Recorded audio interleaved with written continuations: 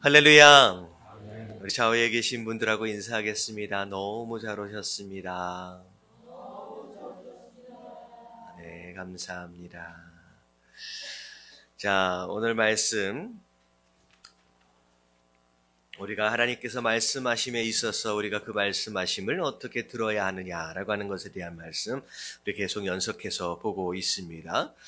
자, 고린도전서 2장 10절부터 12절까지의 말씀 같이 한번 읽어보도록 할게요. 다 같이 시작. 오직 하나님이 성령으로 이것을 우리에게 보이셨으니 성령은 모든 것 곧 하나님의 깊은 것까지도 통달하시느니라. 사람의 일을 사람의 속에 있는 영 외에 누가 알리요? 이와 같이 하나님의 일도 하나님의 영 외에는 아무도 알지 못하느니라. 예, 이 우리 10절서부터 12절까지의 말씀은 우리가 읽어도 한 번 읽어가지고는 이해가 안 되는 좀 난해하고 좀 복잡한 구조를 좀 가지고 있습니다. 자, 좀 설명을 좀 드릴게요. 오직 하나님이 성령으로 이것을 우리에게 보여주셨다. 자, 이것이 뭘까요? 이 전 말씀을 읽어봐야지 이제 알 수 있는 내용입니다. 자, 제가 간단하게 설명을 드리면, 이것이라고 하는 것은 하나님의 지혜를 의미합니다. 이 세상이 상상할 수 없는 저 높은 곳에 있는, 이제 그 깊이와 넓이와 그 어떤 것도 감 잡을 수 없는, 이 세상으로서는 알 수 없는 그 하나님의 지혜에 대한 말씀이에요. 근데 그 지혜를, 하나님의 지혜는 오직 누구를 통하여 보여주신다? 성령을 통하여 보여주신다라는 거죠. 성령을 통하여 하나님께서는 그분의 지혜에 대해서 보여주신다. 거기까지가 한 문장이에요. 성령은 모든 것, 곧 하나님의 깊은 것까지도 라고 나와 있어요. 곧이라고 하는 것은 앞에 나오는 단어와 뒤에 나오는 단어가 같다라는 거잖아요. 다시 말하면 모든 것, 무엇에 관한 모든 것이에요? 이 하나님의 깊은 것, 하나님께서 지금 무슨 생각, 무슨 느낌, 무슨 계획을 가지고 계시는지에 대한 저 깊은 곳까지 있는 것들에 대한 모든 것을 의미합니다. 그래서 성령은 하나님 저 깊은 곳까지의 생각까지를 성령님은 뭐하고 계신다? 통달하고 계신다는 거예요. 다 알고 계신다는 거죠. 그래서 성령 하나님만이 하나님의 지혜에 대해서 보여주실 수 있다라고 하는 거예요. 성령 하나님은 하나님의 저 깊은 모든 것까지를 다 알고 계시기 때문에 다 아는 정도를 통달이라고까지 말씀하고 계세요. 거기까지가 한 문장이에요. 여기까지 이해 안 가시는 부분은 없죠. 그 다음 문장이 뭐냐면, 사람의 일을 사람의 속에 있는 영 외에 누가 알리요? 여러분들, 제가 무슨 생각하고 있는지 누가 알아요? 하나님은 당연히 아시겠죠? 그리고 제가 무슨 생각을 하고 있는지 여러분들은 몰라요. 누구만 알아요? 하나님은 당연한 거고, 자꾸 하나님이라고 말씀하시는데, 하나님은 당연한 거고, 내가 알아요. 나만이 알아요. 계속 얘기하는데 왜 계속 똑같은 말만 해? 계속 눈치 없는 분이 계셔. 누군지 잘 분간이 안 가서 지금 제가 이렇게 누군지 알면 이렇게 얘기 못하죠. 제일 크게 웃는 사람인 것 같아, 범인이. 제가 무슨 생각하는지는 당연히 하나님은 아시고, 제가 무슨 생각하는지에 대해서는 누구도 몰라요. 누구만 알아요? 저만 알아요. 제 영만 안다는 거죠. 그렇기 때문에 사람의 생각도 마찬가지예요. 사람의 생각도 그 사람만 알고, 그 사람의 영만 그 사람의 생각을 아는 것처럼 하나님의 생각은 누구만 아신다? 그분의 영만 아신다는 거예요. 그분 자신만. 결국은 하나님의 생각에 대해서 알려면 반드시 누구의 음성을 들어야 된다는 거예요? 성령의 음성을 들어야 된다는 겁니다. 그래서 이 문장을 맨 처음에 읽을 때는 되게 복잡하고 이거 뭔 말이지? 결국은 누구의 음성을 들어라? 성령의 음성을 들어야 돼요. 왜요?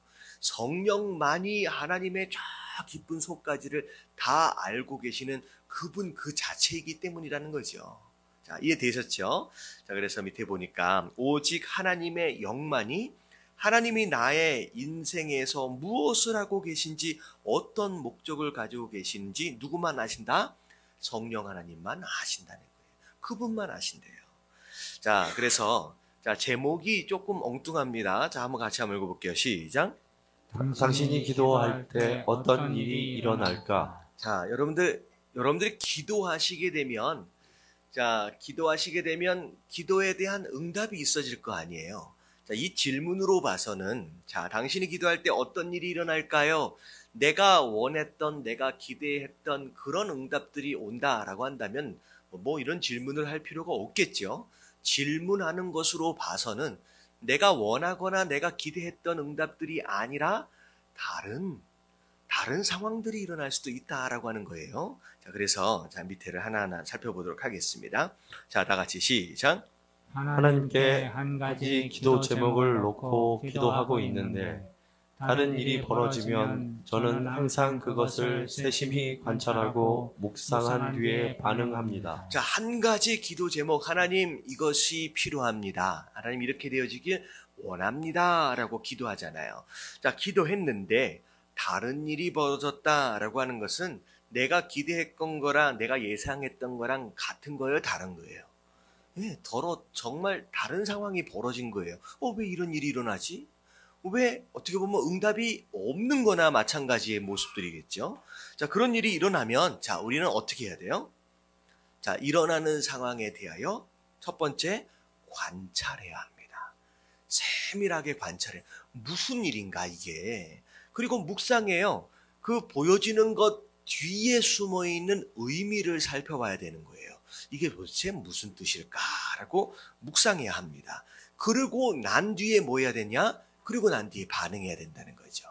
자, 그래서 하나님은 언제나 제가 구하거나 생각한 것보다 훨씬 더 많은 것을 주신다는 것을 발견했어요. 여러분, 이게 결론입니다. 자, 결론이에요. 내가 기대하고 내가 예상했던 것보다, 내가 기도했던 것보다 항상 어떤 것을 주셨다? 더 많은 것이다 라고 얘기하고 있지만 어떻게 보면 많은 것일 수도 있고 더 좋은 것을 예비하고 계신 때가 더 많다라는 거죠. 사실은 제가 그 전에 한 말씀을 드렸던 것 같아요. 하나님께서는 우리가 기도하면 자, 크게 보면 4가지로 응답하신다라고 말씀을 드렸습니다. 하나님의 기도 응답의 4가지. 첫 번째는 뭐예요? 예스 하실 경우에 그래 내가 너가 필요한 거 줄게 라고 예스로 하나님께서 응답하실 수도 있고요. 자, 또 어떨 때는 어떻게 응답하세요? 예, no. 지금 너는 그게 필요한 게 아니야. 지금 너는 그게 있어서는 안 돼 라고 하나님께서 과감하게 거절하실 수도 있다는 거죠. 근데 중요한 건 뭐냐면 거절하셨다라고 할지라도 거절하신 것 그 자체가 곧 뭐다? 예, 응답이다 라고 말씀하셨어요. 자, 그리고 3번째가 뭐예요? 자, 기다려라 하는 거예요. 네가 그게 필요한 줄 안다는 거예요. 근데 중요한 건 뭐냐면 네가 그 응답을 답을 만한 그릇이 준비가 안 되었던지 아니면 그것이 있어지게 될 때가 아니든지 하나님의 때가 아니다라고 했을 경우에 하나님께서 뭐라고 말씀하실 때도 있느냐? 기다려라는 거예요. 내가 그때가 되면 줄게라고 기다려라고 말씀하실 때가 있어요. 자, 그리고 마지막 4번째는 어떤 응답이에요? 예, the better one. 더 좋은 것으로, 더 많은 것으로 하나님께서 준비해 놓으실 때가 있다라고 하는 것이죠. 그래서 하나님의 응답은 우리가 일반적으로 세상 종교에서 이야기하는 것처럼 예스만 있는 것이 아니에요. 크게 4가지로 생각해 볼 수 있다는 거죠. 자, 근데 오늘 이 내용은 뭐냐면 예스 하시거나 노 하실 수도 있지만 때로는 어떤 경우가 있느냐? 더 많은 것으로, 더 좋은 것으로 준비해 놓으실 때가 있다라고 하는 거예요. 자, 바울은 에베소서 3장 20절부터 21절까지 자, 이렇게 기록하고 있습니다. 같이 한번 읽어볼게요. 시작. 우리 가운데서 시작. 우리 가운데서 역사하시는 능력대로 우리가 구하거나 생각하는 모든 것에 더 넘치도록 능히 하실 이에게 교회 안에서와 그리스도 예수 안에서 영광이 대대로 영원 무궁하기를 원하노라. 아멘. 네, 이걸 번역을 굉장히 난해하게 해놔서 이게 뭘 수식하는 형용사인지가 애매해져요. 형용사 구 자체가 애매합니다. 자, 우리 가운데 역사하시는 능력대로까지 끊어주셔야 돼요. 자, 거기까지 끊어주셔야 돼요. 자, 우리 가운데 역사하시는 능력대로 우리가 구하는 게 아니죠. 무슨 얘기인지 아시겠죠? 자, 능력대로까지 끊어주시고, 자, 우리가 구하는 것이나 생각하는 모든 것에, 자, 이것은 우리가 하나님 앞에 간구한 겁니다. 기도한 거예요. 하나님 이거 들어주세요, 저거 들어주세요 라고 우리가 공고한 거예요. 그런데 자, 거기에다가 그대로 그냥 예스라고 응답하신 것이 아니라 뭐 어떻게 응답하셨어요? 더 넘치도록 능히 하시는 이게 누구예요? 이게 하나님이잖아요. 그래서 더 넘치도록 능히 하실 이라고 하는 것, 이거 자체가 맨 앞에 있는 거랑 서로 연결된 거예요. 그래서 자, 우리 가운데 역사하시는 능력대로 더 넘치도록 능히 하실 이, 이렇게 연결이 되는 겁니다.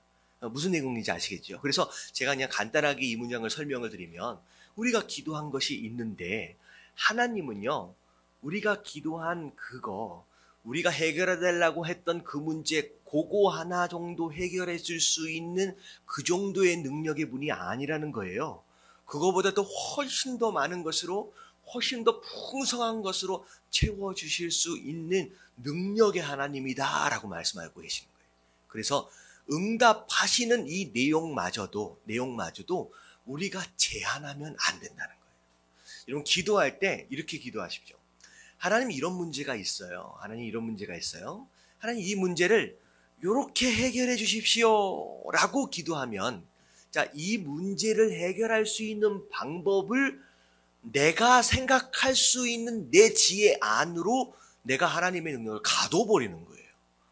근데 하나님은 내가 생각하는 내 지혜로 생각한 것처럼 요 문제를 요렇게만 해결하실 수 있는 것이 아니라 내가 상상할 수 없는 방법으로 또 다른 방법으로 해결해 주실 수 있는 분이라는 거죠.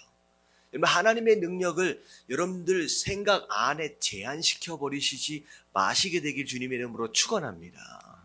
많은 사람들이 이렇게 기도하는 경우가 많아요. 하나님 이거는 이렇게 해결해야 합니다. 하나님 이것은 이렇게 들어주셔야 됩니다. 근데 하나님은요, 요거보다도 더 큰 지혜를 가지고 계시고 이거보다도 더 큰 능력을 가지고 계신 분이다라고 하는 것을 우리가 알아야 돼요. 그래서 우리가 기도할 때 하나님 이 문제를 이렇게 해결하면 너무 좋을 것 같은데 하나님 제 생각대로 하지 마시고 어떻게 해달라고요? 예, 아버지의 뜻대로, 하나님의 뜻대로 하나님 응답되어지길 원합니다. 이렇게 되어야 된다는 거죠.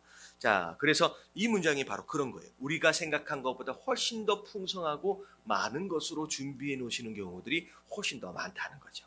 자, 그래서 자, 밑에 보면 하나님이 당신에게 주고자 하는 것은 무엇인지 알고서 그것을 위해 기도하는 것을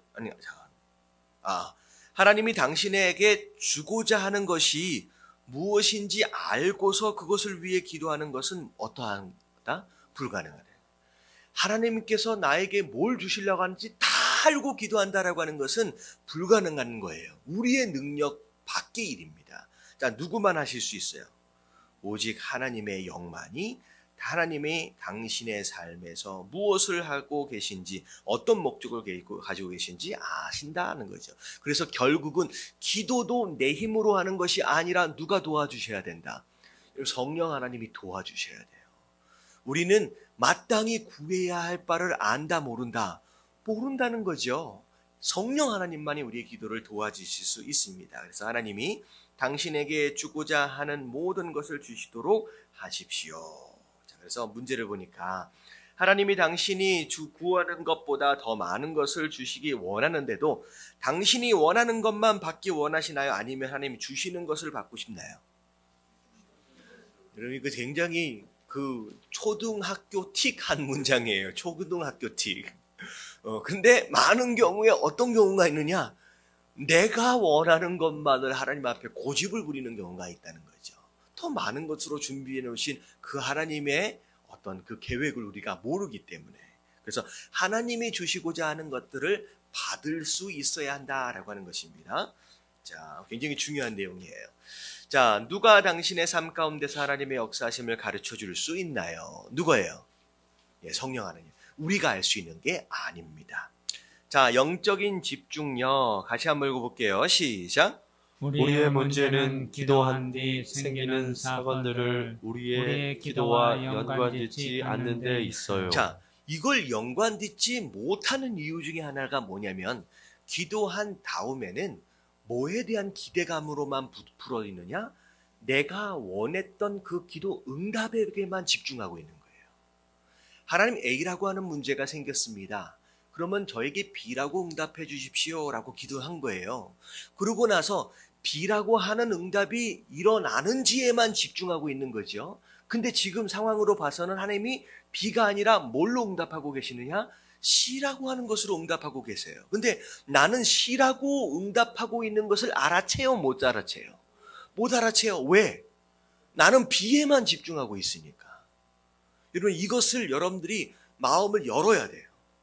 내가 원하는 대로만 응답하신다라고 하는 고정관념을 우리가 열고 내가 기도한 다음에는 일어나는 모든 상황들에 대하여 우리가 마음을 열고 생각해야 돼요. 이 일어나는 모든 것들이 내가 생각한 거랑 다른 상황이다라고 할지라도 이것 또한 나에게 일어나는 주신 응답일 수 있다라고 하는 그런 생각을 가져야 된다는 거죠. 이 이유 중에 하나예요. 연관짓지 못하는 이유 중에 하나입니다. 자, 당신이 기도한 뒤 해야 할 가장 중요한 것은 영적인 집중력을 발휘하는 거지. 자, 당신이 한 방향으로 기도하고 있다면 그것에 대한 응답으로 하나님이 어떻게 역사하시는지 기대하세요. 저는 이것을 성경 전체에서 봅니다. 하나님의 사람들이 기도했을 때 그분이 응답하셨다라고 하는 거예요. 자, 기도한 다음에 어떤 일이 일어났는지 뭐하라? 살펴야 한다. 여러분들의 고정관념을 버리고 하나님께서는 어떤 방법으로든 어떤 식으로든 응답하실 수 있다라고 하는 것을 생각하는 가운데 모든 일들 가운데 집중할 필요가 있다는 거예요. 지금 하나님이 어떻게 역사하시는지. 자, 그 다음에 한번 읽어볼게요. 자, 그 다음에 읽어질 내용들을 여러분들이 읽어가면서 자, 이번 주일날 설교를 얼마나 기억하고 있는지 여러분들 테스트를 하셔야 돼요. 자, 이번 주일날 제가 뭐에 대한 설교를 했는지 혹시 기억나세요? 네, 아멘. 자, 아멘이라고 하는 그 안에 몇 가지 의미가 있었어요. 자, 네 가지 의미가 있었는데, 네 가지 의미가 있었어요. 자, 집중하셔야 돼요. 자, 네 가지 의미가 있었는데, 그 아멘이라고 했는 이 네 가지 의미는 곧 무엇을 의미하느냐? 신앙생활의 가장 중요한 네 가지 기본 원리를 이야기하고 있다고 얘기했어요. 이 네 가지 원리가 이 문장 안에 다 들어가 있어요. 제가 이거 보면서 깜짝 놀랐어요. 제 설교를 듣고 이렇게 썼나? 자, 이거 기본 원리 네 가지입니다. 여러분들이 찾아서 내려가시면서 여러분들 동그라미를 쳐보십시오. 자, 다 같이 한번 읽어봅니다. 시작. 저는 기도하고 나서 즉시 그 다음에 무슨 일이 일어나는지 살피기 시작합니다. 저는 제 인생에 일어날 일들에 제 인생을 조정할 준비를 갖춥니다. 기도할 때 제 마음에는 하나님이 응답하지 않으리라는 의심은 절대로 생기지 않습니다. 하나님이 당신의 기도에 응답해 주시기를 기대하세요. 그러나 응답을 받기 위해서는 계속 기다려야 합니다. 그분의 시간은 항상 옳고 최선입니다. 자, 찾으셨어요? 자, 첫 번째 우리가 지난주에 기본 원리 첫 번째 아멘의 의미가 뭐였었어요? 뭐 하는 게 신앙이다? 동의하는 게 신앙이에요. 여러분 뭐에 동의하라 그랬어요? 내 생각과 하나님의 생각이 다르다라고 할지라도 무조건 하나님의 생각이 뭐하다? 무조건 옳다. 그게 최선이에요. 자, 여기 나와요, 안 나와요? 어디 나와요? 맨 마지막에 나와요.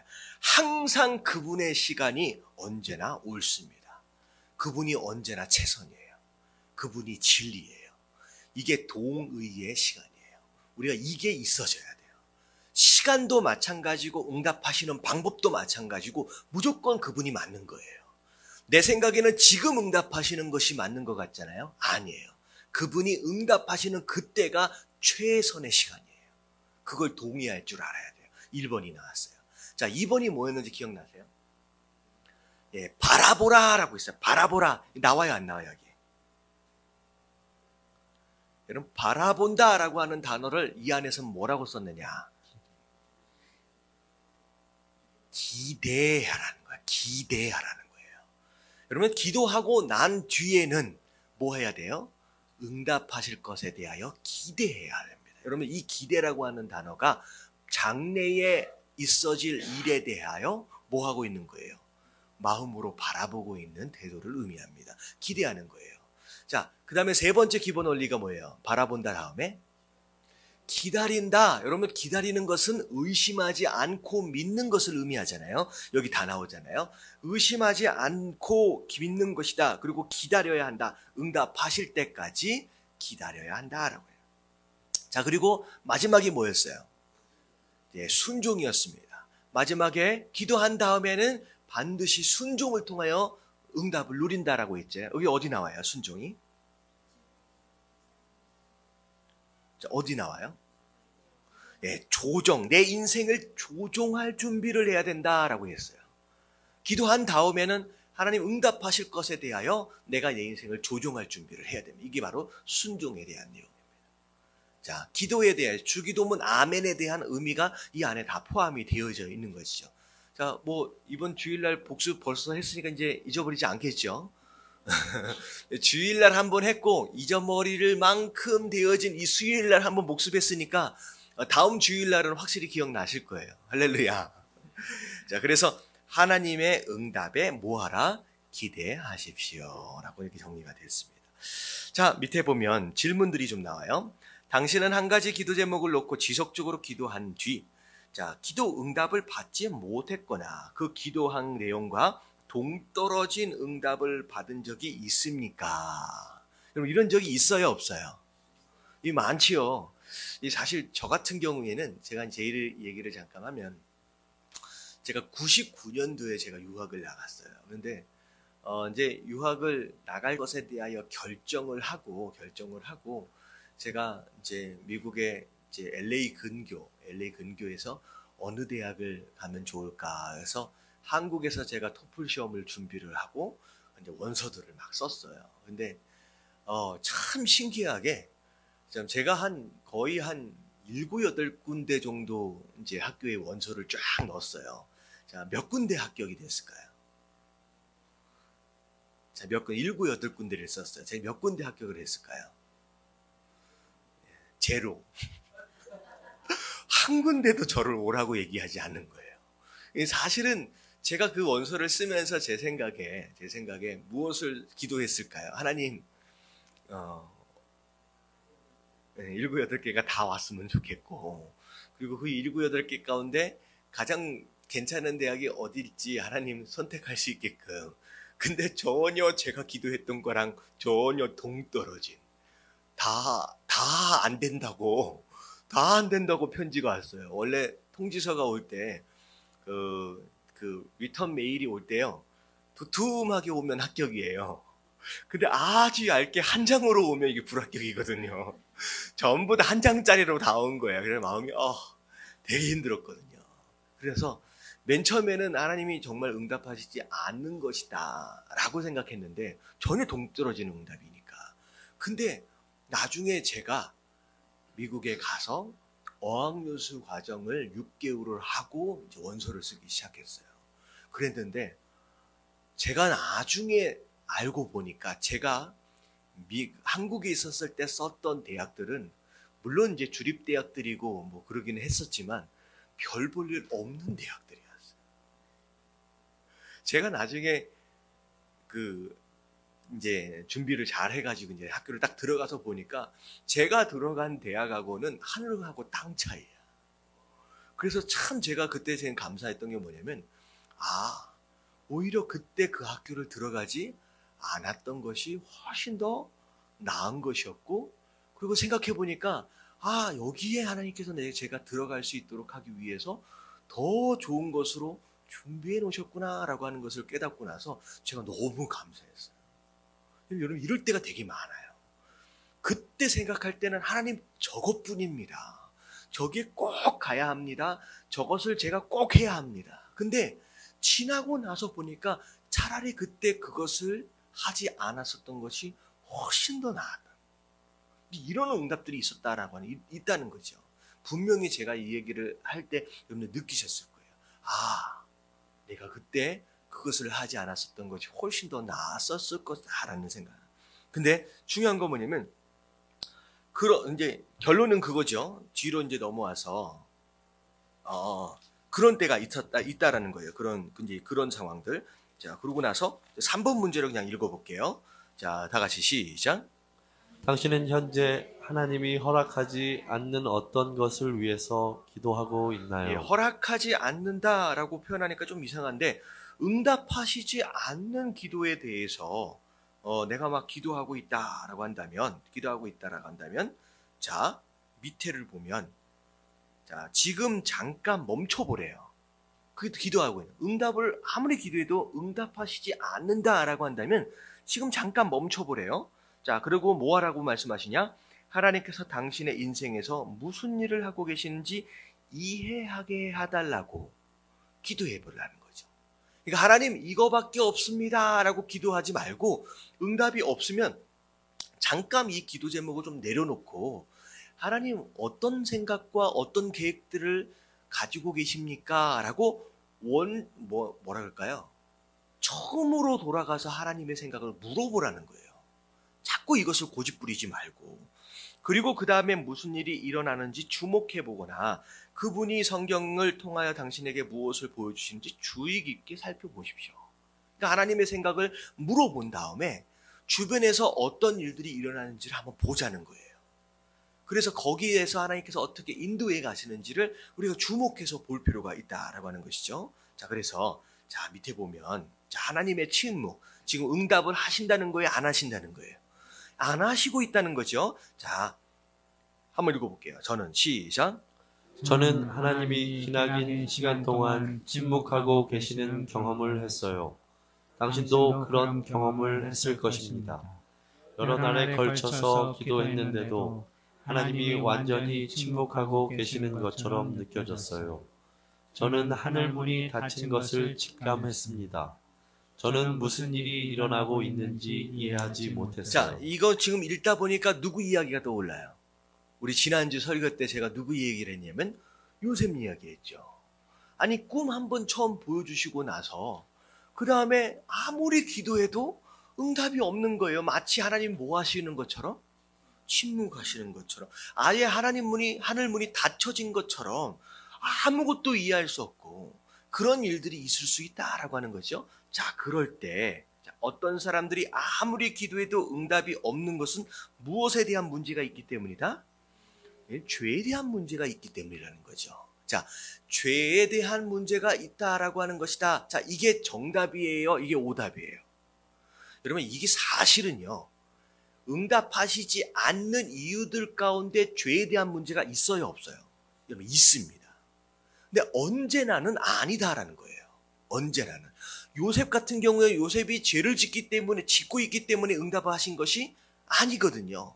다윗도 시편을 통하여 고백했던 것이 뭐냐면 마치 하나님을 본인을 버린 것처럼 응답하시지 않는 것들을 경험하면서 굉장히 애간장을 태우는 그런 시편의 가사들이 많이 있거든요.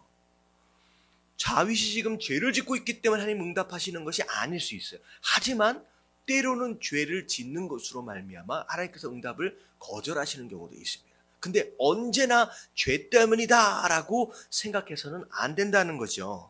자, 그들은 제게 죄의 진단 목록을 제시하고 그것을 점검하도록 했습니다. 응답하시지 않으니까 너 분명히 죄가 있을 것이다 라고 누구처럼?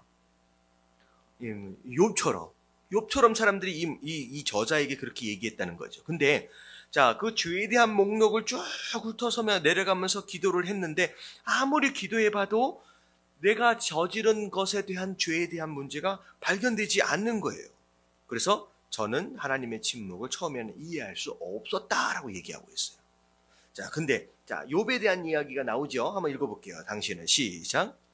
당신은 성경에서 이런 경우를 당한 사람을 기억하나요? 욥이지요. 그의 친구들은 그 모든 것이 죄 때문이라고 했어요. 욥은 계속해서 내가 알고 있는 한 하나님과 나는 올바른 관계에 놓여 있다고 말했어요. 욥은 하나님이 그때 무슨 일을 하고 계신지 이해하지 못했지만 그의 친구들은 틀렸습니다. 예, 죄 때문이 아니었죠. 무조건 죄 때문이다라고 하는 것에 대해서 고정관념을 가지고 있는 거예요. 자, 그리고 나서 마지막에 자, 넘어가서 제가 알고 있던 오직 한 가지 길은, 자, 누구에게로 돌아가는 거예요? 하나님께로 돌아가는 거예요. 왜 응답이 없는지, 응답이 없이 침묵하는 상황들이 벌어지게 되면 무엇으로 돌아가야 되느냐? 하나님과의 관계 안으로 돌아가야 됩니다. 그래서 제가 그 요셉에 대해서 제가 묵상을 하면서, 자, 요셉이 계속 이런 기도 저런 기도 했음에도 불구하고 응답되어지지 못한, 어떻게 보면 하나님의 침묵의 시간들이 10년째, 13년째 길어지는 상황 가운데 요셉이 가장 집중했었던 것이 무엇이었을까? 자, 요셉은 누구와의, 하나님과의 관계로 오히려 돌아갔었다라고 생각이 들어지는 거예요. 왜 이 응답이 안 됩니까? 라고 붙들고 있으면요, 요셉은 아마 심장이 터져서 죽어버릴 거예요. 그게 아니라는 거예요. 응답되지 않으면 관계 안으로 돌아가는 거예요. 하나님께로 돌아가는 거예요. 저와 사랑의 관계를 갖고 계신 하나님이 제가 알아야 할 필요가 있다면 제 인생에 무슨 일이 일어나고 있는지 적절한 시간에 가르쳐 주실 것을 믿었어요. 그래서 저는 기도했어요. 하나님 아버지, 저는 이 침묵의 의미를 이해하지 못합니다. 당신이 제 인생에서 무엇을 하고 계신지 제게 말씀해 주십시오. 하나님은 성경을 통해 말씀해 주셨어요. 이것은 제 인생에서 가장 의미 있는 경험 중 하나가 되었습니다. 자, 이 사람은, 이 저자는 하나님의 관계 안으로 돌아가면서 그 하나님의 관계 안으로 돌아간다라고 하는 것을 무엇에 집중하는 것으로 생각했느냐? 말씀으로 돌아간다라는 것으로 생각했어요. 결국 말씀을 통하여 하나님은 반드시 나에게 응답해 주실 것이다. 그 응답은 내가 한 기도의 응답이 아니라 지금 현재 처해 있는 이 상황에 대해서 하나님 말씀해 주실 것이다 라고 하는 것에 대한 믿음이겠죠. 자, 그래서 자, 밑에를 보면서 같이 한번 읽어볼게요. 시작. 저는 미친 듯이 응답을 찾아 나서지 않았어요. 네, 거기에 붙잡혀 있는 게 아니에요. 시작. 저는 매일 하나님의 말씀을 읽는 일에 계속했어요. 하나님의 말씀을 읽는 동안 하나님의 마음을 아시는 성령님이 제 인생에서 하나님이 하고 계신 일을 이해하도록 저를 도와주고 계시다는 것을 확신하게 되었어요. 당신이 알아야 한다면 하나님께서 당신 가운데 하고 계시는 일을 적절한 시간에 가르쳐 주실 것입니다. 네, 우리가 기다림에 대하여, 응답하실 것에 대한 기다림, 그 기다림에 대하여 생각할 때 되게 힘들겠다라고 한다면 여러분들 1년 기다리는 것보다 10년 기다리는 게 더 힘들게 느껴질 수 있잖아요. 근데 이 기다림은 시간에 얼마나 오래 기다렸느냐라고 하는 것과는 상관이 없이 기다림의 고통은 상황에 따라 달라질 수 있습니다. 자, 이 밑에 나사로 이야기가 나와요. 이 나사로는 누구 나사로를 의미하느냐? 그 마르다와 마리아의 오빠 나사로입니다. 죽었잖아요. 자, 물론 아브라함이 25년 동안 오래 기다렸다, 그것도 힘든 일일 수 있지만 나사로 오빠 된 자가 병에 걸려서 죽음을 눈앞에 두고 있는 상황 가운데 지금 곧 목숨이 끊어지는 상황이 된 거예요. 자, 그런 상황 가운데서의 1시간, 2시간의 기다림은요, 오히려 10년의 기다림보다 더 충격적이고 고통스러울 수 있다는 거죠. 어떻게 보면 나사로의 죽음 앞에서 예수님을 기다리고 있는 이 마르다와 마리아의 심경은 아브라함의 25년보다 훨씬 더 고통스러울 수 있었을 겁니다. 지금 그 얘기를 하는 거예요. 자, 보세요. 자, 어느 날 아침 이 저자가 나사로의 죽음에 대해서 말씀을 읽고 있다가 하나님이 응답하시지 않는 하나님의 침묵에 대한 이해를 하게 되었다는 거지, 이 말씀을 통하여. 자, 어떻게 이해하게 되느냐? 자, 요한이, 예수님이 나사로와 그의 누이들이 마리아와 마르다를 사랑하셨다라고 기록하고 있어요. 보통 관계가 아닙니다. 예수님과 마르다와 마리아와 이 나사로의 관계는. 자, 나사로가 죽을 병에 걸렸다는 말을 예수님이 들으셨어요. 근데 나사로에게 찾아가는 것, 그 마을로 찾아가는 것을 오히려 예수님께서 뭐 하셨어요? 미루셨다는 거죠. 그 미루셨다라고 했을 때 예수님이 급한 일이 있으셨던 것이 아니에요. 그냥 그 집에 그냥 머물러 계셨어요. 아무것도 안 하시면서. 다시 말하면 마리아와 마르다가 그들의 오빠를 살려달라고 예수님께 청했는데 기도한 거예요. 간구한 거예요. 근데 침묵하셨다는 거예요. 예수님께서 가만히 안 움직이시고 나사로가 병에 죽어가고 또 죽었을 때까지, 심지어 나사로가 죽어버렸어요.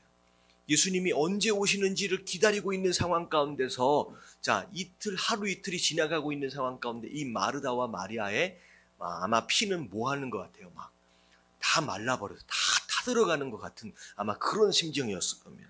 근데 오히려 이 나사로가 죽어버릴 때까지 예수님께서 꼼짝하시지 않고 응답하시지 않았다는 거예요. 침묵하셨어요.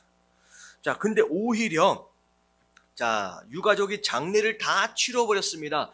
이미 죽은 지 며칠이 지났어요.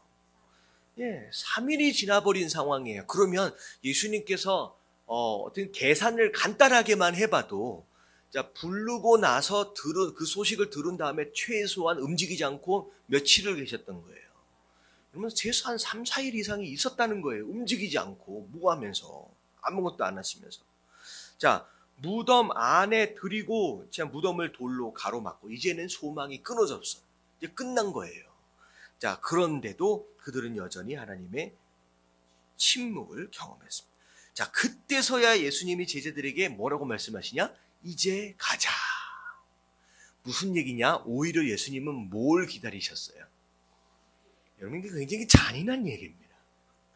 굉장히 나사로가 죽기를 기다리신 거예요. 여러분들, 나사로를 살리실 수 있는 예수님의 입장에서 볼 때 이건 잔인한 이야기가 아니지만, 만약에 예수님이 나사로를 살릴 수 없다라고 한다면 죽을 때까지 기다렸다라고 하는 이 표현은 굉장히 잔인한 표현일 겁니다.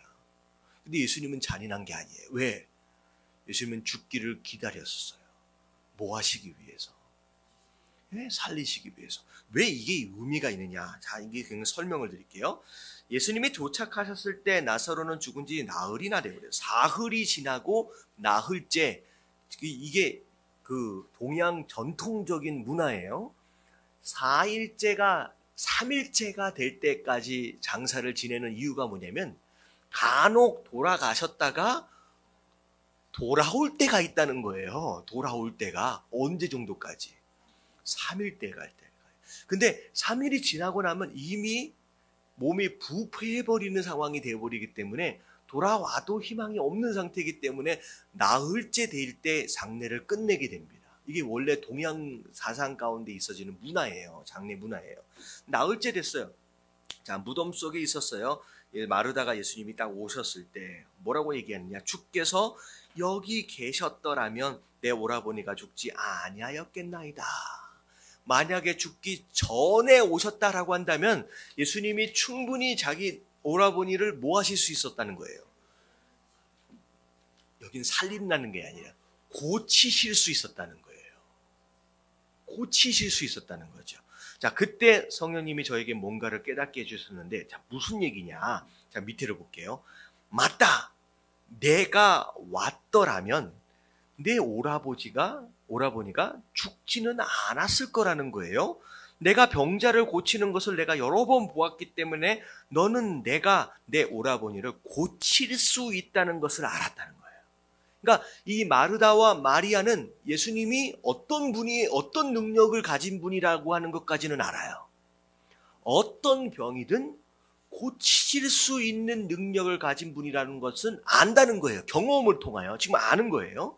근데 내가 구하는 시간에 만약에 내가 왔다라고 한다면 당연히 내가 너희 오라비를 고쳐줄 것이라는 거죠. 그러면 그랬다라고 한다면 너희는 나에 대하여 너희들이 이미 알고 있었던 것만큼, 뭐 하시는 예수님? 병을 고치시는 예수님 그 이상을 알 수 있어요, 없어요? 없다는 거예요. 이미 네가 알고 있는 고치시는 예수님 그 이상의 예수님을 경험할 수 없었을 거라는 거예요. 네가 원하는 그때 왔다라고 한다면. 근데 나는 너희가 나에 대하여 이미 알고 있는 것보다 더 깊이 알 준비가 되어 있음을 알았다는 거예요. 중요한 건 뭐냐면 예수님께서는 이 마르다와 마리아에게 그가 여태껏 알고 있었던 그 예수님, 그 이상에 대한 예수님을 알려두시고 싶은 거예요. 지금 나는 너희가 내가 부활이요 생명임을 알게 되기를 원한다. 단순히 병 하나를 치유하시는 의사 예수님 정도가 아니라 생명을 살리시는 부활이요 생명 되시는 곧 예수 의사가 아니라 예수 누구예요? 예수 그리스도를 너희로 하여금 깨닫게 하기 위해서 오히려 내가 응답을 모았다는 거예요. 응답을 하지 않고 딜레이 했다는 거죠. 오히려 내가 침묵했다라고 하는 거죠.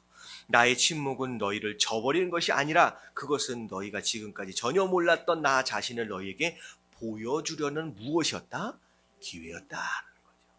그래서 침묵의 시간이 길어지면 길어질수록 그 전까지 내가 경험했던 그 하나님, 그 이상의 하나님을 경험할 수 있는 그런 기회가 되어질 수 있다라고 하는 거죠. 그래서 요셉 같은 경우에는 그걸 경험하잖아요. 상상하지 못하는 방법으로 뭐가 돼요? 총리가 되는 거예요. 총리가 되는 거예요. 어떻게 이렇게 총리가 될 수 있을까? 자, 그래서 밑에 한번 읽어봅니다. 이 진리가 시작. 이 진리가 떠올랐을 때에 저는 의자에서 벌떡 일어나 말했어요. 내 삶에서 일어나고 있는 일이 바로 이거야. 바로 이거라니까. 하나님이 침묵하시는 건 그분이 내 삶에 지금까지 내가 알았던 것보다 더 많은 것을 그분에 대해 계시하려는 것을 의미해. 저는 큰 기대감을 가지고 하나님께서 그분 자신에 관해 저에게 가르치고자 하는 것이 무엇인지 살피기 시작했어요. 그런 뒤에 이처럼 큰 기대함이 없었으면 결코 응답할 수 없었던 어떤 일이 내 삶 가운데 일어났습니다. 자, 그래서 결국은 내가 상상하지 못했던, 내가 그전까지 알고 있었던 그 하나님, 그 이상, 어떤 더 그 이상의 큰 하나님을 경험하게 되었다라고 하는 것입니다. 그래서 오히려 침묵이 길어진다라고 하는 것은 오히려 낙심할 어떤 원인이 아니라 어떻게 보면 어떻게 되는 거예요? 더 큰 것을 기대할 수 있는 상황이다라고 생각하시면 됩니다. 자, 그래서 밑에 문제를 볼게요. 당신이 기도하는 동안 하나님이 침묵하실 만한 이유 두 가지는 무엇일까요? 자, 하나님의 침묵은 두 가지 이유로 좀 볼 수 있어요. 자, 첫 번째는 방금 우리가 배웠던 것처럼 무엇이에요? 더 큰 것을 예비해 놓으셨을 때 그때 하나님께서 침묵하시는 경우가 있고요. 그리고 두 번째는 뭐예요? 앞에 나왔던 거예요. 죄에 대한 문제입니다. 자, 비록 욥은 경건하게 사는 사람으로서의 죄에 대한 문제가 침묵의 원인이 되진 않았지만 오늘날을 살고 있는 우리의 입장에서 볼 때에 어떤 경우도 있을 수 있느냐? 죄에 대한 문제일 수 있어요. 내가 원하는 응답 자체가 바른 것이 아닌 경우, 죄에 대한 것으로, 욕심에 대한 것으로 구하고 있는 경우에는 하나님께서 응답하시지 않을 수 있습니다. 그리고 제가 이제 중간중간 제가 설교 때 말씀드린 적이 있는데, 특별히 남편 같은 경우 왜 나는 기도 응답을 못 받지라고 하는 경우에, 남편 같은 경우에는 뭘 잘못했기 때문에 제가 말씀드렸잖아요. 제가 어느 구절인지 정확하게 기억이 안 나는데 아내를 무시했을 경우에, 자기 아내에 대하여 소홀히 여겼을 경우에 하나님께서는 그 남편들에 대하여 응답받을 줄 생각하지 말라고 말씀하셨어요. 그래서 부부관계 안에, 그건 남편만이 아닙니다. 부부관계 안에서, 부부 안에서의 잘못된 관계들이 있는 경우, 서로 상처를 주고 상처를 받는 어떤 그런 관계 안에 있다, 화합하지 못한다, 화목하지 못한다라고 했을 경우에는 그 가정 안에도 응답되어지기가 쉽지 않습니다. 이거는 원형적인 원리예요. 이 안에 말씀하신 거예요. 그 무슨 말씀인지 기억나시죠? 제가 한번 설교 드린 적이 있습니다. 설교 때. 자, 그래서 밑에를 보면 자, 요즘도 저는 기도한 후 하나님의 침묵을 경험한다. 자, 경험할 때는 첫 번째 뭐 해야 돼요? 예, 내가 무엇에 대한 죄를 혹시 짓고 있는지를 먼저 점검해야 돼요. 이게 1차적입니다. 죄의 진단 목록을 훑어내려가면서 기도합니다. 종종 하나님의 침묵은 죄 문제 때문이기도 하다는 거죠. 욥의 케이스는 아니었지만 우리의 경우에는 충분히 이런 일들이 있을 수 있습니다. 자, 회개하지 않은 죄가 있다라고 한다면 먼저 고백하고 정정해야 합니다. 그리고 난 뒤에 침묵이 계속된다라고 한다면 저는 제가 전에 알지 못했던 하나님과의 새로운 경험을 위해 오히려 준비한다는 거죠. 그래서 첫 번째, 자, 땅에서 매면 하늘에서도 매이고 땅에서 풀면 하늘에서도 풀린다. 이것은 뭐에 대한 내용이에요? 우리 인간 간의 관계에 대한 문제입니다. 자, 이게 인간과의 관계 안에서의 죄로 인하여 담이 서로 쌓여져 있다라고 한다면 하늘에서도 메어버린다라고 얘기했어요. 그 응답받지 못하는 이유들 중에 하나입니다. 그래서 그 죄에 대한 문제, 그러니까 개인적인 죄일 수도 있고 관계 안에서의 죄일 수도 있고 우리가 다 점검해 봐야 돼요. 그리고 나서 다 살펴봤는데도 불구하고 아닌 것 같은데 싶으면 뭐 하면 돼요? 준비하면 되는 거예요. 더 크신 하나님을 경험할 준비를 하면 됩니다. 자, 당신은 하나님의 침묵에 대해 두 가지로 반응할 수 있어요. 한 가지는 의기소침하고 죄책감을 느끼고 버림받았다고 생각하는 것. 여러분, 이런 반응은 옳지 못한 반응입니다. 비록 죄 때문이다라고 할지라도 뭐 하면 돼요? 그냥 회개하면 되잖아요. 자, 다른 하나는 하나님이 당신에게 그분에 대한 더 깊은 이해를 가져다 주시기를 기대하는 것이다. 우리가 이런 기대를 해야 된다는 거죠. 응답하시지 않는다라고 해서 침울해하거나 의기소침할 필요가 없다라는 거예요. 오히려 기대하라는 거죠. 잘못이 있으면 회개하면 되는 것이고요.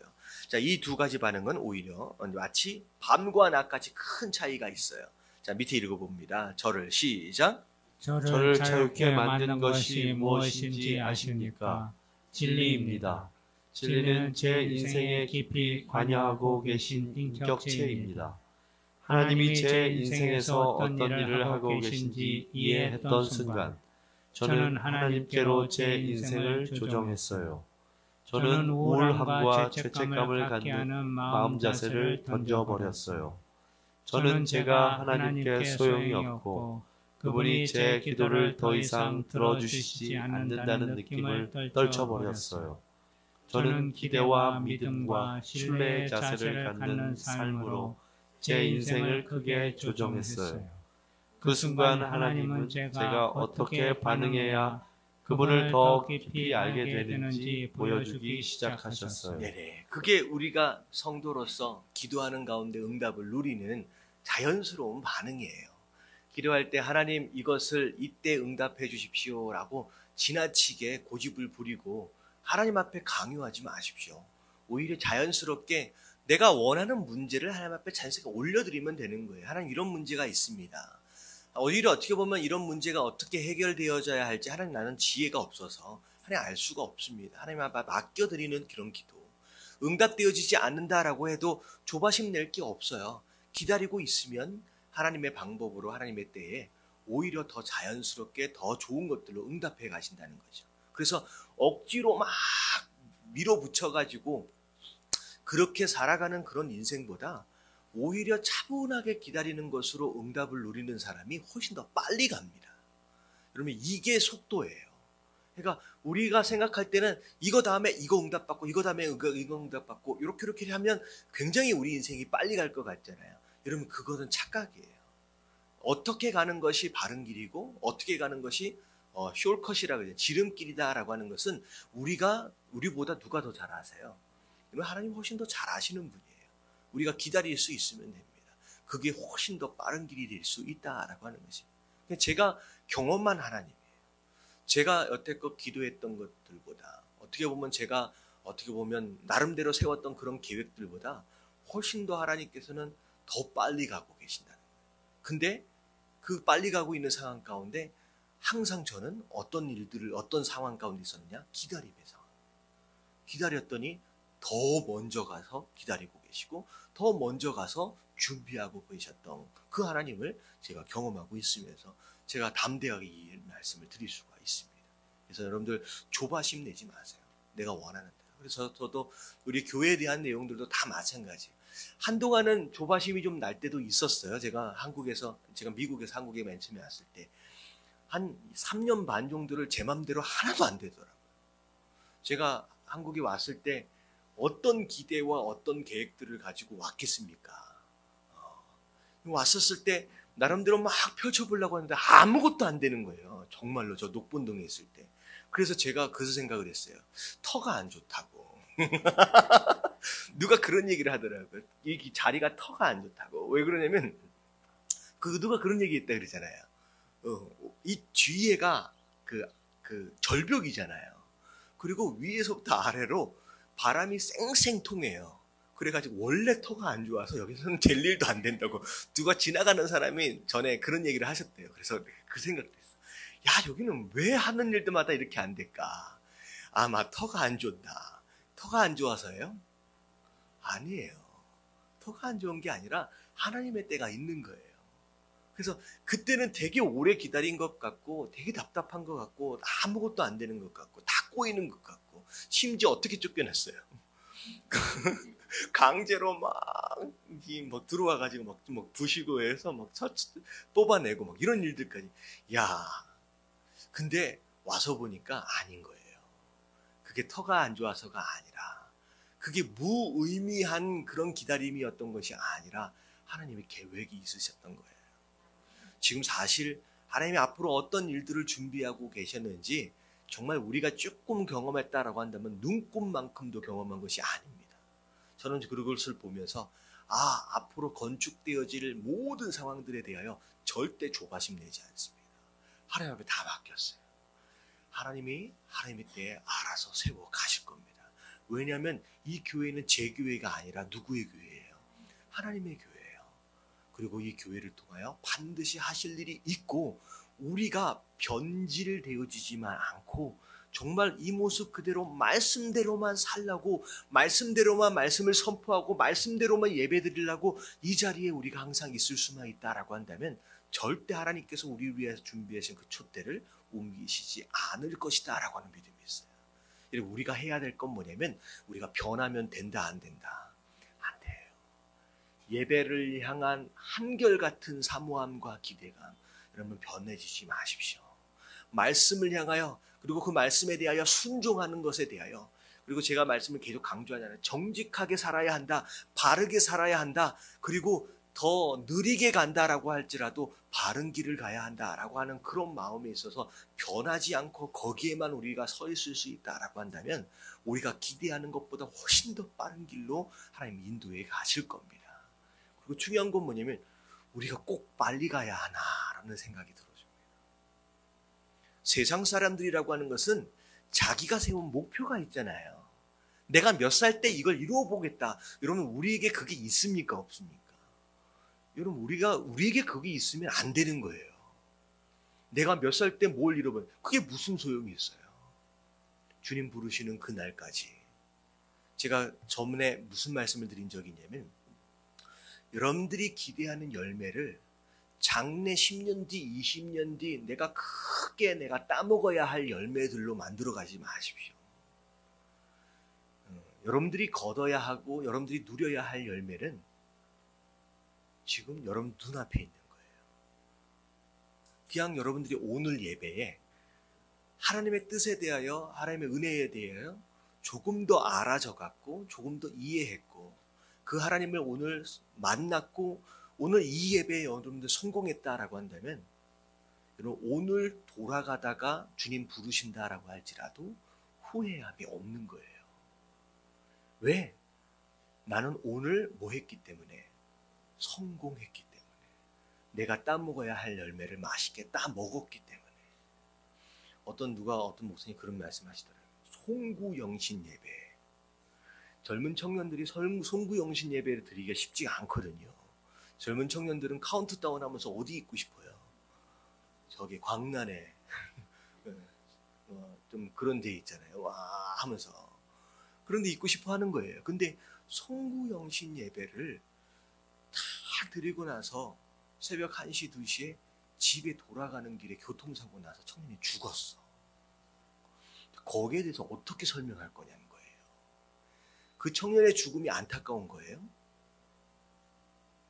여러분, 이게 내 눈이 지금 어디에 있느냐에 따라서 해석 자체가 달라지는 거예요. 내 눈에, 내 소망에, 내 마음이 이 땅 가운데 있다라고 한다면 그 청년은 되게 불쌍한 청년이에요. 왜 하나님이 그 청년을 지키시지 못하셨을까? 지키시지 않았을까라고 하는 해석과 질문들이 나올 수밖에 없는 거예요. 근데 우리의 마음과 생각이 하늘에 있으면요, 그럼 마지막 순간까지 뭐 하다가 간 사람이에요? 그 수많은 유혹 가운데서도 하나님 앞에 예배하다가 간 삶이에요. 그게 얼마나 영광스러운 삶이고 축복된 삶이에요. 여러분, 이게 시선이 바뀌어야 돼요. 바라보는 것이 바뀌면 해석 자체가 달라지는 거예요. 오늘 돌아가시다가 그럴 일이 있으면 안 되겠지만 부르심을 받는다라고 할지라도 할렐루야, 할렐루야. 그러면 그런 마음으로 살아간다라고 한다면 장래 10년 뒤에 무엇을 이루어서 무엇으로 기분이 좋아지고 기뻐한다라고 하는 것보다 매일매일 우리의 열매를 따먹을 수 있고 그 축복과 그 성공을 누릴 수 있는 삶이 더 행복한 삶인 줄로 믿습니다. 자, 오늘 여기까지 마무리하겠습니다. 자, 정리할게요. 오른쪽 밑에 있는 부분 1번서부터 한번 같이 한번 읽어봅니다. 시작. 오 하나님, 만일 제가 하나님께 구했지만 제가 구하는 것보다 주실 것이 더 많으시다면 저의 부탁은 무효로 해주세요. 예, 내려놔야죠. 내 걸 막 고집하면 안 되죠. 자, 2번 시작. 오직 성령님만이 하나님이 나의 인생에서 무엇을 하고 계신지, 어떤 목적을 갖고 계신지 아신다. 자, 성령님을 만나야 돼요. 3번 시작. 내가 알아야 한다면 하나님이 내 인생에서 무엇을 하고 계신지 적절한 시간에 알려주신다. 자, 적절한 시간에 알려달라는 거예요. 여러분, 이걸 적절한 시간을 알려주십시오라고 할 필요는 없어요. 차이가 뭔지 아시겠죠? 꼭 우리는 어떻게 기도해요? 시간을 알려달라고 기도해요. 근데 그 시간마저도 하나님 앞에 올려드려야 돼요. 그냥 하나님의 시간에 알려주시면 된다는 거죠. 자, 그때까지 기다리면 됩니다. 4번 시작. 하나님의 침묵은 종종 죄의 문제에서 비롯된다. 네, 마치 본인이 항상 욥인 것처럼 착각해서는 안 돼요. 제가 그런 설교를 한 적이 있잖아요. 꼭 성경에 나오는 등장인물의 주인공들, 착한 쪽의 등장인물만이 항상 자기인 것처럼 착각하는, 자기는 항상 아브라함인 것처럼, 자기는 항상 이삭인 것처럼, 자기는 항상 다윗인 것처럼, 자기는 항상 요셉인 것처럼 착각하지 말라는 거죠. 욥처럼 착각하지 말라는 거예요. 때로는 나도 누구 편에 서 있을 수 있어요. 오히려 내가 다윗이 아니라 골리앗일 수 있어요. 내가 골리앗일 수 있어요. 오히려 이스라엘과 블레셋이 싸우는데 내가 오히려 이스라엘이 아니라 내가 어떤 입장에 서 있을 수 있어요? 엉뚱하게 블레셋에 서 있으면서 마치 내가 이스라엘인 것처럼 착각할 때가 있다는 거죠. 욥이 아니에요. 오히려 어떨 때는 내가 누구의 역할을 감당하고 있을 수 있느냐? 새 친구와 같은 역할. 누군가를 향하여 막 정죄하고, 그리고 심지어 죄 짓고 있으면서도 마치 욥처럼 되게 깨끗한 사람인 것처럼 하나님 왜 이러십니까? 라고 얘기할 수 있다는 거죠. 여러분, 이런 착각을 좀 버려야 됩니다. 자, 5번 시작. 어떤 경우 하나님은 나에게 그분에 대해서 좀 더 깊이 알도록 준비하면서 침묵을 지키신다. 예, 그래서 우리가 준비해야 할 필요가 있습니다. 자, 뭐에 대한 준비냐? 뭐에 대한 준비예요? 하나님이 응답하시는 순간 내가 과감히 내 삶을 조정할 수 있도록, 순종할 수 있도록 내가 준비되어져야 해요. 그래서 나사렛 얘기 같은 경우에는 뭐에 대한 순종이 있었느냐? 자, 무덤 문을 열어라 라고 하는 명령이 있었잖아요. 그게 응답이었어요. 거기에서 이걸 왜 옵니까? 이미 죽어버려서 나흘이나 돼버렸습니다. 다 썩어서 냄새납니다. 라고 무덤 문을 끝까지 안 열었다. 왜 그럼 무덤 문을 열 수 있는 권한을 가진 자는 누구예요? 그럼 마르다하고 마리아예요. 예수님이 강제로 열 수 없습니다. 남의 무덤을 아무렇게나 열 수가 없어요. 그 집안을 대표하는 그 집안 사람들만 문을 열을 수 있는 권한이 있어요. 마르다와 마리아가 끝까지 그 문을 안 열었으면 어떤 일이 벌어질 뻔했어요. 못 살아났겠지만 조금 더 나아가서 생각하면 살아난 나사로가 안에서 못 나오잖아요. 그러면 나사로는 몇 번 죽어요? 2번 죽어요. 참 재밌는 생각이죠. 여러분 이런 생각. 그러니까 하나님 응답하셨어요. 이미 응답하셨음에도 불구하고 돌문을 열어 제치는 것에 대한 순종을 안 해버리는 건데 고정관념 때문에. 안 된다라고 하는 생각 때문에. 그래서 무덤문을 끝까지 닫아내는 것으로 말미암아 죽은 나사로를 2번 죽게 굶어 죽는 거죠. 그 안에서. 여러분 이런 일들은 우리 삶 가운데 없어야 한다라고 하는 거예요. 할렐루야. 자, 기도합니다.